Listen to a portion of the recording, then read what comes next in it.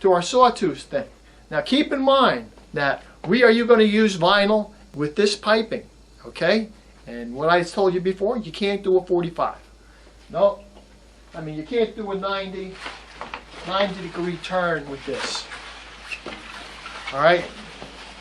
So now we come to this. We're going to have a problem here.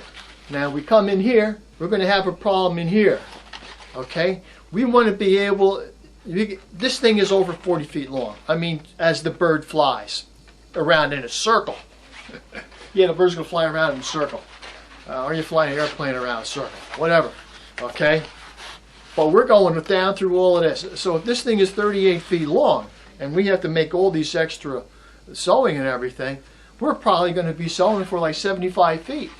Now, if we had to stop and pick up the needle off the machine, and then rotate the material, and then drop the, not the needle, we drop the foot back down again. You always keep the needle in the fabric when you make those turns. This is going to take us a long time to sew. Let me tell you, don't forget, this is double-sided. Okay, we're going to sandwich this piping in between the camo and this material. Alright, so we're going to put this right on the edge, all the way around, on the whole fringe all the way around. So now, let's work with the limitations of what we're working with. Let them work together. Alright, so how are we going to do that? We're going to have to do some modifications here. So the first thing I would suggest is making a round corner here. Alright, put a silver dollar down here or something. And make this round. The same thing over here. We're gonna radius this so it's nice and round. You might have to come up a little bit, but that's okay. It'll add to the design. So this way, when we sew this thing together, we can just sew it and just go right around it. We won't have to pick up the foot on the sewing machine and pivot the fabric underneath, because it will whip right around, because we have that smooth curves that we're going to make here. Alright? So, now, pretty much, we have that ironed out. Now, as far as our pink plastic is concerned, we're going to cut that about a 1/2 inch smaller than our cutout here. Don't forget, we're using 1/2 inch seam allowance on this all the way around. So we're going to cut it 1/2 inch smaller. And we're going to glue that plastic foam on here. Alright? Then when we go ahead, we're going to go ahead and just sew this material down a 1/2 inch all the way around. Alright?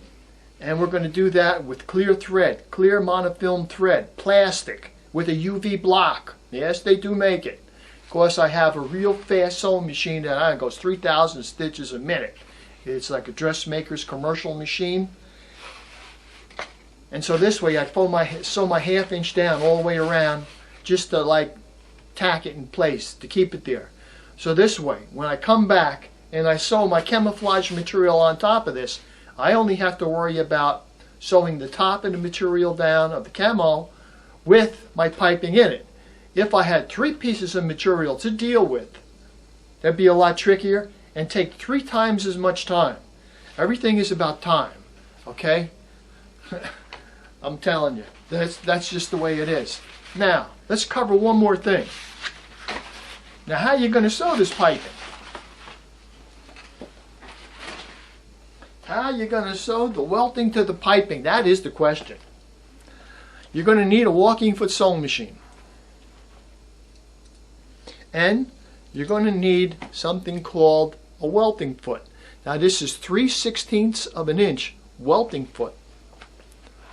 Now, I don't know if my camera can get in that close, but if you look down at the bottom of this, there's 2 feet. With a walking foot, there's 2 feet. Okay? Now if you look down here, there's a groove right underneath that this piping is going to fit right in. Alright?